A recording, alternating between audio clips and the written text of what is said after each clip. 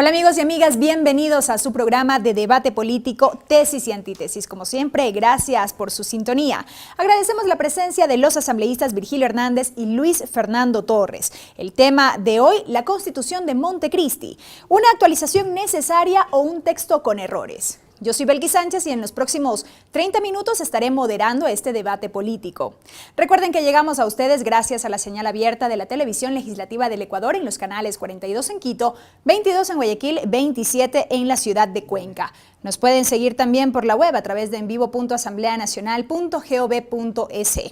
Agradecemos por la reproducción de Tesis y Antítesis a la red de canales comunitarios regionales del Ecuador asociados Se Crea y al portal de noticias ecuadorenvivo.com. Aquí iniciamos.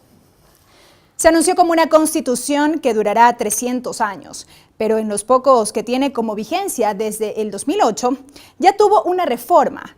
Hay una propuesta de 17 enmiendas en la Corte Constitucional y parece que se vienen más.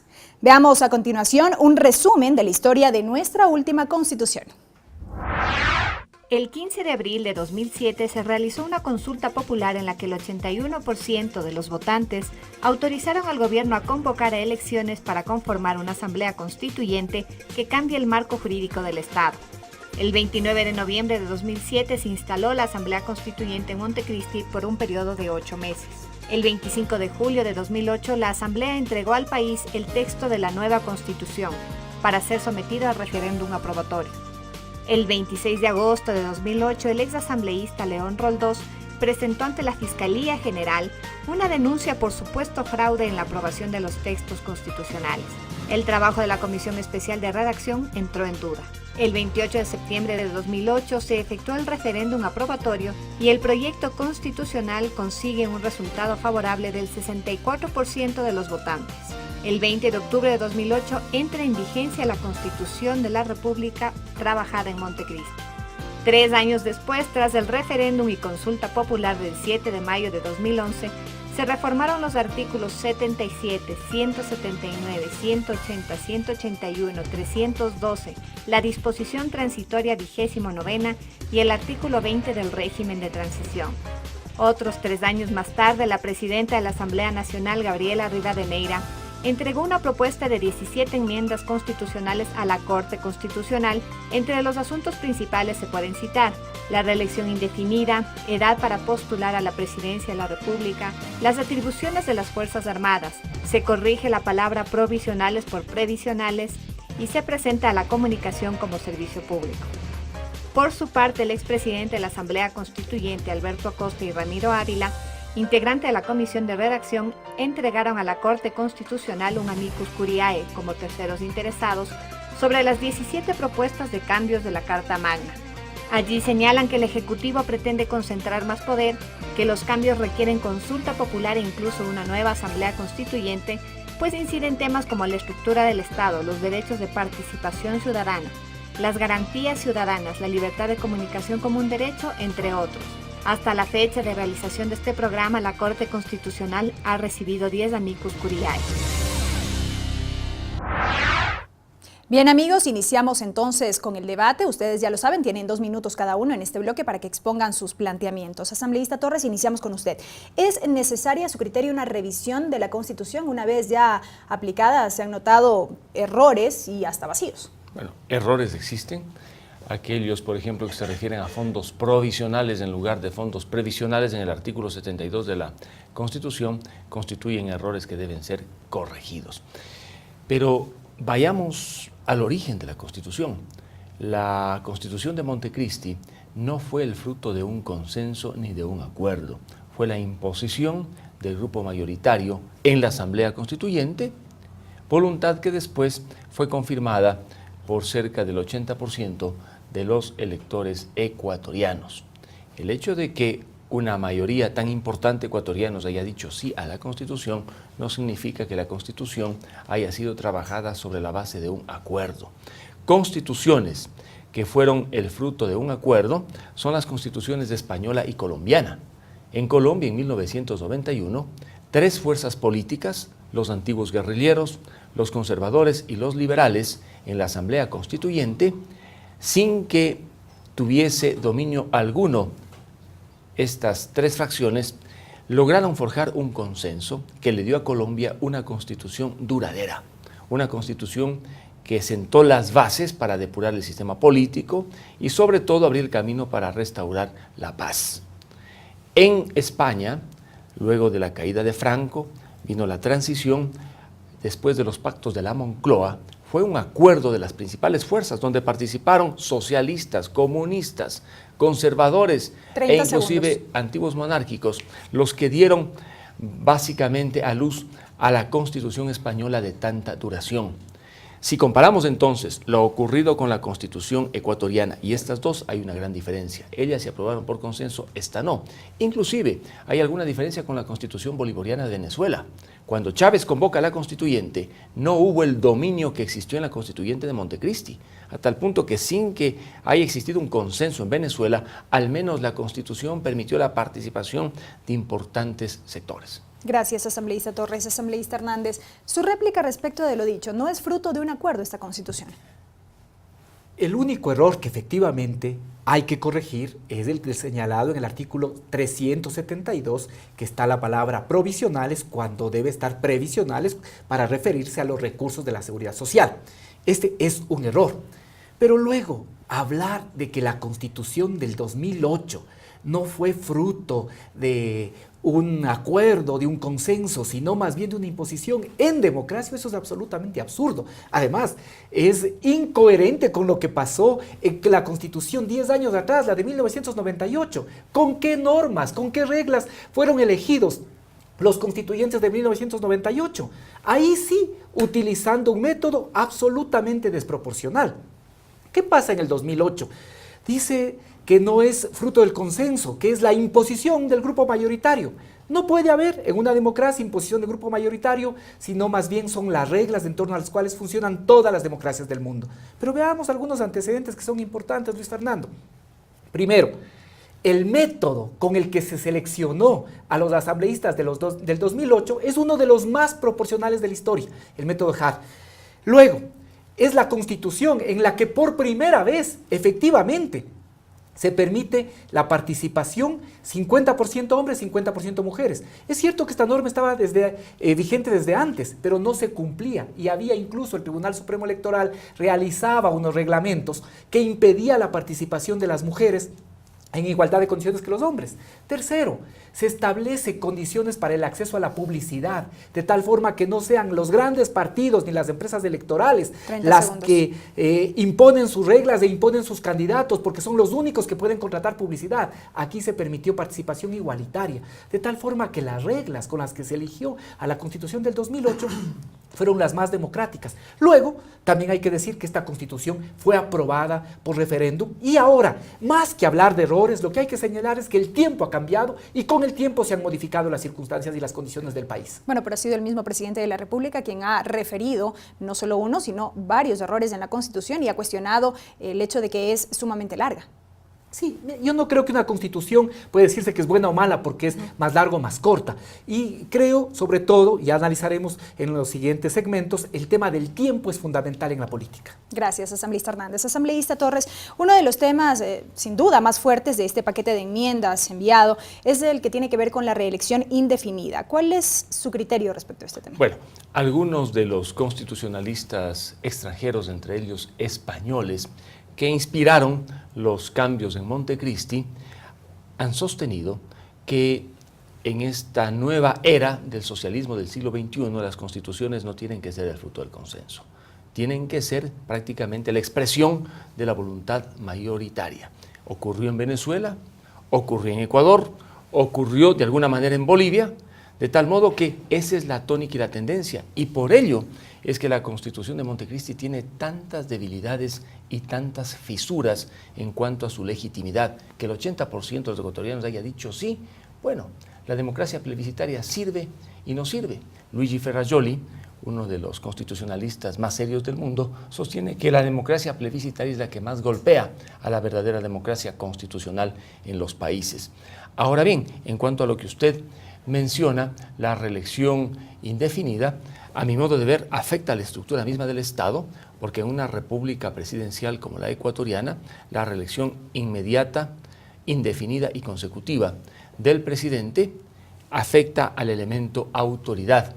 Un constitucionalista colombiano, Bernal Pulido, hace pocos días ha señalado que si se quisiera en el Ecuador aprobar la reelección indefinida a nivel presidencial, se estaría sustituyendo la Constitución. Él utiliza los argumentos de la sentencia de la Corte Constitucional colombiana que le impidió al presidente Álvaro Uribe presentarse para un tercer periodo consecutivo. Yo coincido con lo que dice este jurista colombiano, Bernal Pulido, sobre el hecho de que en una república presidencialista una reelección ilimitada consecutiva afecta y socava las bases de la democracia y prácticamente de los valores y elementos que alimentan y guían a una república. Gracias, asambleísta Torres. Asambleísta Hernández, su réplica. Creo que es importante situar los datos. Me voy a volver a referir a la constituyente del 98. En esa, ¿cuál fue el método que se aplicó? El método del más votado, de tal manera que la conformación del asambleísta de Montecristi de ninguna manera responde a lo que puedan pensar constitucionalistas españoles, nada por el estilo. Más bien, las condiciones democráticas son absolutamente diferentes de las del 98. ¿Qué pasaba en el 98, Luis Fernando? La democracia cristiana, el Partido Social Cristiano, con menos del 35% de los votos, tenía en provincias como Pichincha y Guayas entre el 60 y el 70% de la representación, o partidos como el PRE en la provincia de Los Ríos con el 40% de los votos tenía el 100% de la representación, método más votado. Eso es antidemocrático, porque se dejó afuera a actores que teniendo los votos por el método que utilizaron, no permitieron la participación en esa asamblea. Asamblea además constitucional, acuartelada, que funcionó de forma paralela al funcionamiento del Congreso, diferente a la Constitución de Montecristi.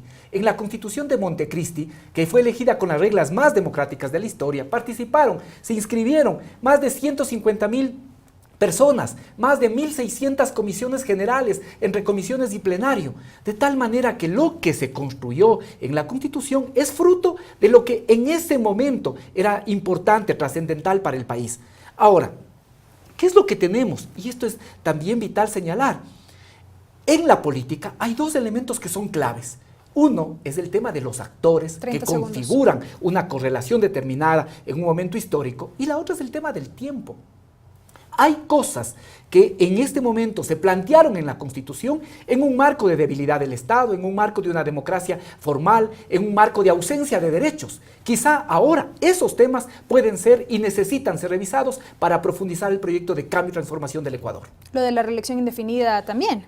Sí, es uno de los temas. Han cambiado las circunstancias. Pero obviamente que han cambiado las circunstancias. En todo el siglo XX no existieron procesos más que entre 1948 y 60 de sucesión democrática, y luego desde el 79. Pero desde 1997 tuvimos varios gobiernos, de tal manera que las condiciones de inestabilidad eran absolutamente distintas y hacían imposible pensar en la sucesión o en la continuidad. ¿O hace falta liderazgo en país? No, y creo que este es otro tema que también tenemos que hablar. Los liderazgos no se construyen por decreto, responden a expectativas sociales, a la condensación de expectativas sociales. Gracias, asambleísta Hernández. Es tiempo de ir a una primera pausa, amigos. No se vayan, enseguida continuamos con más de Tesis y Antítesis.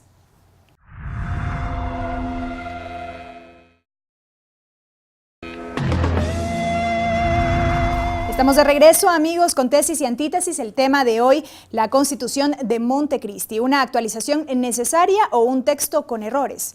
Recuerden que llegamos a ustedes gracias a la señal abierta de la televisión legislativa en los canales 42 en Quito, 22 en Guayaquil, 27 en la ciudad de Cuenca. Nos pueden sintonizar en la web por envivo.asambleanacional.gov.es y en el portal de noticias ecuadorenvivo.com. ¿Cuál es la opinión de quienes tienen que aplicar la Constitución día a día? Lo escuchamos a continuación. Obviamente tiene errores porque vemos a los actuales asambleístas que están justamente debatiendo al interior de la Asamblea Nacional diferentes cambios en diferentes ámbitos que le quieren hacer a la Constitución. Desde ese punto de vista se sobreentiende que está viciada de errores. Las enmiendas constitucionales planteadas rescatan ese principio de que la sociedad está avanzando y por ende necesitamos sincronizar a esta norma con la actual necesidad que tiene. No creo que están ajustándole a sus nuevos criterios de ese país. Yo pienso que el país necesita unos cambios y los cambios son esos lo que está haciendo este país. Cuando uno hace algún proyecto, uno los corrige antes que entre en vigencia, no que entre en vigencia para después corregir. Es una ignorancia jurídica. Las enmiendas también que ha planteado el movimiento del gobierno, también hay sus falencias, como hay buenas, como también hay otras que no estamos de acuerdo, especialmente los ciudadanos. Creo que una de las constituciones más realmente que se adaptan a la realidad nacional es la que se efectuó en Montecristi. Bueno, que la Constitución tiene errores como toda obra humana, es evidente, y que la Constitución tiene que irse adecuando y corrigiendo también es evidente y es necesario. Bien, asambleísta Torres, continuamos con usted. Más allá de lo dicho en el primer bloque sobre si fue fruto o no de un consenso o un acuerdo, la Constitución surgió de una consulta popular. Se aprobó con consulta popular y se hizo una primera reforma tras una consulta popular en mayo del 2011. ¿Por qué no hacer una consulta popular entonces para estos cambios tan fundamentales como los planteados por país? Ello es lo lógico, que mediante una consulta popular finalmente se logre legitimar un proceso de cambio constitucional cuando se va a reformar la Constitución de Montecristi, que fue aprobada mediante consulta popular. Ahora bien, en menos de 3 años, el 2011, ya se hizo el primer cambio constitucional, que tuvo como objetivo el reestructurar el Poder Judicial ecuatoriano. Fue el cambio constitucional del 2011 el que abrió la puerta para que se reorganice el Poder Judicial y desde la entidad administradora, esto es desde el Consejo Nacional de la Judicatura, se pudiese de alguna manera generar una sensación en el Poder Judicial que había por sobre los jueces autoridades no judiciales. Tanto avanzado este tema que bajo la figura del error inexcusable, muchos jueces han perdido sus cargos. En menos de 6 años, esto es el 2014, se propone otro cambio constitucional que no tiene ya como finalidad la función judicial, sino básicamente la función ejecutiva.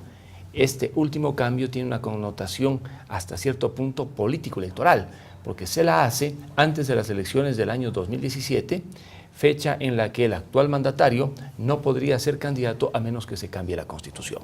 De tal modo que los cambios, el ya realizado el 2011 y el que se pretende hacer con las enmiendas, son cambios de coyuntura. No es que reparan errores de la Constitución, sino que utilizan las disposiciones constitucionales para llevar adelante una serie de acciones de corte coyuntural. Primero fue la justicia, ahora es la permanencia en el Poder Ejecutivo. Gracias, asambleísta Torres. La misma pregunta, asambleísta Hernández. La Constitución establece los mecanismos a través de los cuales puede provocarse la modificación del texto constitucional. Uno es el camino de las enmiendas, otro es el camino de las reformas y otro es incluso el camino de la Asamblea Constituyente. El camino de las enmiendas tiene también límites, pero también tiene ventajas. Hemos señalado de manera reiterada que la ventaja de la enmienda es que permite la discusión después del primer debate de 1 año.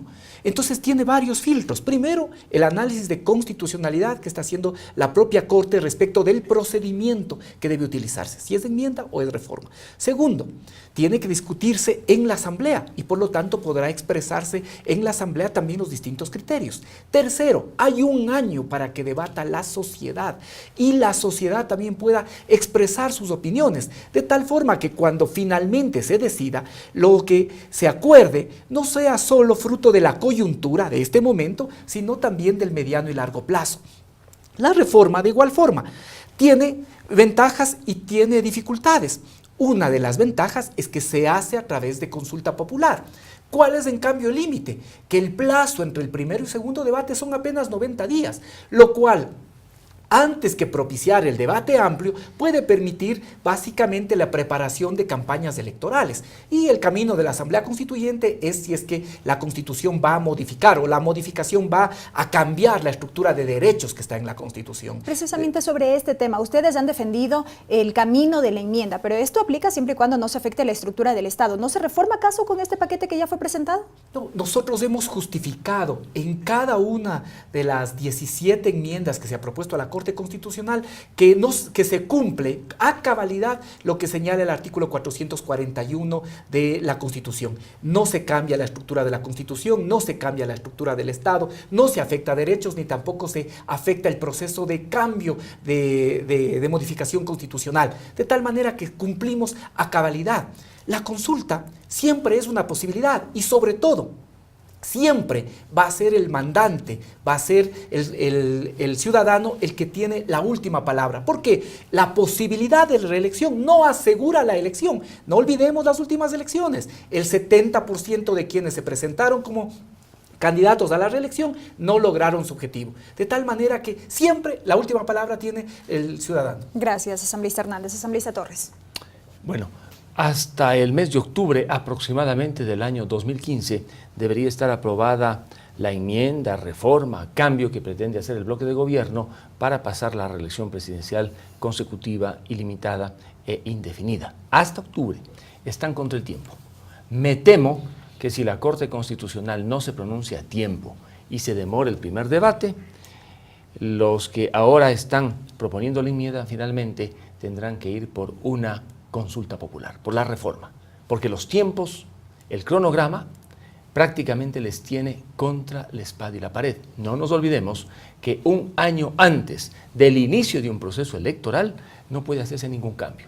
Por ello es que esta enmienda sobre la reelección presidencial inmediata e indefinida deberá estar ya aprobada y publicada en el registro oficial aproximadamente hasta el mes de octubre del año 2015. De tal modo que la discusión si enmienda o no, finalmente creo que va a terminar en consulta popular, porque tendrán que utilizar el camino de la reforma que acorta el tiempo entre el primero y el segundo debate, pero afortunadamente permite la intervención del pueblo en último término. Ahora bien, que se trata de cambios de coyuntura, por supuesto. Ya expliqué que el 2011 lo que se buscó fundamentalmente fue tomar control, influir e incidir en el Poder Judicial ecuatoriano. Ahora se trata de otro tema, abrir el camino para la reelección presidencial indefinida, consecutiva e inmediata del presidente, asunto prohibido en la actual Constitución. Ya vamos a hablar de un tema que a mí me importa mucho, el del garantismo. La Constitución, si algún mérito tiene, es que es una Constitución garantista, con garantías constitucionales para proteger derechos. Ese garantismo que hizo de la Constitución de Montecristi una Constitución, digamos, digna de ser observada, poco a poco ha ido perdiendo en la práctica espacio. El garantismo se ha quedado en la Constitución y en la Ley Orgánica de Garantías Jurisdiccionales. En la práctica, pobre ciudadano que litiga contra una autoridad estatal tiene todas las de perder. Gracias, asambleísta Torres. Asambleísta Hernández. Primero, respecto a lo del tiempo, ¿qué es lo que dice el artículo 117 de la Constitución? Que no se podrán realizar reformas electorales un año antes de la realización de elecciones. Y se puso esta norma en la Constitución para evitar trampitas como las que hacían, por ejemplo la del año 2004, que incluso llegaron a asignar representantes sin ley. Sin ley. El 2003, el Tribunal de Garantías Constitucionales declaró inconstitucional por ser proporcional al método de Hong, y el 2004 se hicieron elecciones y se repartieron literalmente los escaños, las fuerzas que conformaban en ese momento el Tribunal Supremo Electoral sin ley, con un reglamento que realizaron. Para eso se puso la norma del artículo 117. ¿Qué es lo que dice la norma del artículo 117? Que las reglas tienen que estar claras un año antes de la realización de las elecciones. De tal forma que el plazo es febrero del 2016. Nosotros en esto vamos precisamente rápido, pero de forma responsable. Sí tenemos urgencia por el país, pero de forma responsable. Y una de las posibilidades es efectivamente el tema de la enmienda. En este primer paquete hay 8 grandes temas que se están discutiendo, y esos 8 grandes temas tienen que ver precisamente con necesidades que ahora se evidencian para profundizar este proceso. 1, el tema de clarificar lo de competencias. Esto es importante. 2, lo que tiene que ver con la acción ordinaria de protección para evitar los abusos. 30 segundos. Lo relacionado con la reelección y la edad de los primeros dignatarios. 4, temas necesarios respecto de la colaboración de las Fuerzas Armadas con la seguridad interna. 5, lo relacionado con la seguridad social. 6, aclarar mejor las funciones de la Contraloría y Defensoría del Pueblo. 7, enmiendas relacionadas con los servidores públicos. Y 8, la comunicación como servicio público. Ahí hay 8 temas que creo yo que en este momento, en estas condiciones, son posibles de revisar. Gracias, asambleísta Hernández. Nos vamos a una nueva pausa, amigos. No se vayan, porque al volver estaremos ya en la recta final de Tesis y Antítesis. Regresamos.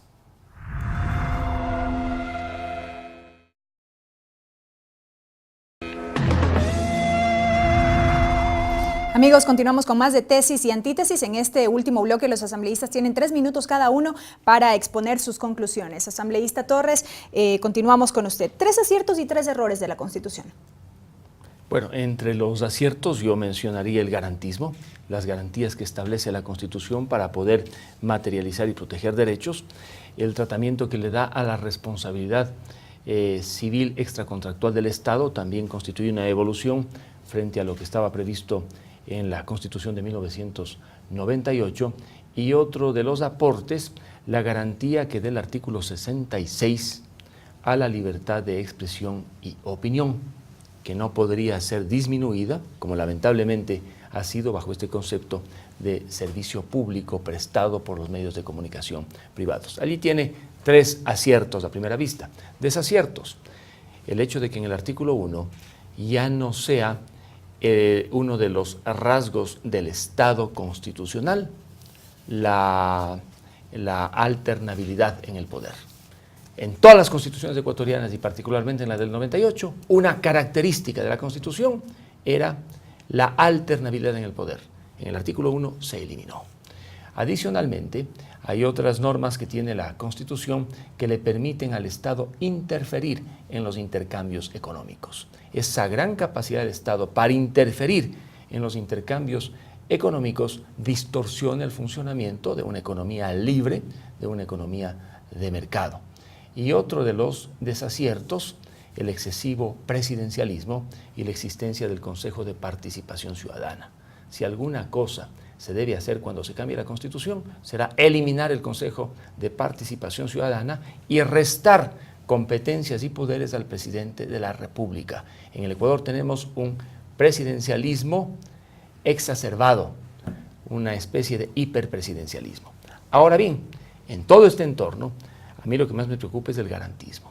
La Constitución tiene las garantías debidamente establecidas, la Ley Orgánica de Garantías Jurisdiccionales y Control Constitucional igual, pero en la práctica, cuando el ciudadano es víctima de una decisión municipal, y no se diga de una decisión nacional de un ministerio o de cualquier otra autoridad, actualmente las posibilidades de que un ciudadano pueda triunfar utilizando una garantía constitucional es 1 en 10.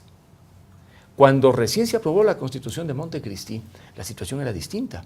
El ciudadano tenía prácticamente el 70% de posibilidades de ganar, porque los jueces no estaban asustados. Los jueces le daban la razón al ciudadano y ponían en vereda a la autoridad municipal, nacional, provincial. Ahora no. Los jueces se asustan. Les da temor resolver contra quienes tienen especialmente el poder político nacional. Por ello me pregunto yo, ¿dónde está el garantismo? Si algo debería preocuparnos a los ecuatorianos es que las garantías constitucionales le sirvan al ciudadano para que luche contra el abuso y la arbitrariedad en el poder. Gracias, asambleísta Torres. Asambleísta Hernández, la misma pregunta y su réplica. A ver, si podríamos hablar de errores, yo diría que efectivamente lo que ya mencionábamos en algún momento, el tema de previsionales, que hay que corregir en el artículo 372. Segundo, quizá en algunos aspectos la Constitución es demasiado reglamentaria. Y tercero, yo diría que falta aclarar, precisar que la participación ciudadana no es potestad del Consejo de Participación Ciudadana. El pensar que todo lo que es las amplias capacidades para la participación ciudadana se canalizan o pasan únicamente a través del Consejo de Participación Ciudadana, yo creo que ese es un error. Yo decía, y no me he equivocado, que el Consejo de Participación Ciudadana tiene que entender que es una oficinita, esto decía hace varios años, frente al inmenso poder de la participación ciudadana en esta Constitución. Creo que eso quizá falta precisar. Ahora, ¿cuáles son los inmensos aciertos de esta Constitución? Primero, no le gusta a Luis Fernando, pero recupera el Estado, y recupera el Estado esa capacidad de controlar, de regular, de planificar y de redistribuir. Eso es importantísimo. Segundo, también hay una nueva visión de la democracia, una democracia que, como dice Ferrajoli, es sustancial, porque busca no solo que los ciudadanos vayan a elegir, sino también mejorar las condiciones de vida de los ciudadanos. Que los ciudadanos tengan capacidad, no solo para elegir, sino para seleccionar. Y para seleccionar mejor se requiere que haya mayor inversión en educación, salud, bienestar social. Y eso precisamente posibilita esta Constitución. Derechos y garantías que están claramente establecidos. Y obviamente también, creo yo, tiene una nueva perspectiva respecto del tema del proceso democrático. Hay varios temas que se han señalado. El de la alternabilidad, por ejemplo. No confundamos el principio democrático con el principio republicano. Va a existir alternabilidad siempre y cuando exista un marco constitucional, existan unas reglas que permitan el pluralismo político, la participación de distintos actores y que las elecciones puedan ser permanentes y sucesivas. Eso garantiza la alternabilidad. Por lo tanto, el pueblo ecuatoriano siempre podrá decidir si continúa con un gobernante al que cree que ha hecho méritos suficientes o establece y busca la posibilidad de otro. Eso es la alternabilidad. Respecto del hiperpresidencialismo, otra vez yo vuelvo a decir, parece que a la oposición a veces le da amnesia. El hiperpresidencialismo es fruto de las constituciones que se establecen en el país desde el retorno democrático, de los cambios. Fruto de eso, desde la primera modificación que se hizo en el 83 se fortalece el hiperpresidencialismo. Con esta Constitución se atenúa. ¿Qué es lo que ahora sí tenemos? Un presidente que sí lo que hace es utilizar el marco de la ley para poder hacer respetar los intereses del Estado y de la mayoría de ecuatorianos. Esto creo que es importante. Aquí el hiperpresidencialismo se utilizó para construir el neoliberalismo. Ahora utilizamos esa herramienta precisamente para construir un nuevo sistema político. Y respecto ya a que los ciudadanos tienen miedo, vamos a decir las cosas con claridad. Aquí lo que estaban acostumbrados los jueces por presiones y por servir a intereses privados es a fallar siempre contra el Estado. Y aquí en varios de esos casos de error inexcusable lo que se ha hecho es proteger los intereses del Estado para que el Estado no sea expoliado por actitudes inescrupulosas de abogados y de jueces. Eso es. Entonces aquí lo que hemos logrado con esto es fortalecer también la presencia del Estado para bien de todos los ecuatorianos. Gracias, asambleísta Hernández, asambleísta Torres. Amigos, alrededor de la Constitución aprobada en Montecristi en el año 2008, hemos analizado si los cambios propuestos recientemente corresponden a una actualización de la Carta Política o al reconocimiento de errores en cuanto a su texto. Recuerden que aquí en Tesis y Antítesis, la síntesis le corresponde a usted. El video de este debate lo pueden encontrar en nuestro canal de YouTube y en la página de Facebook del programa.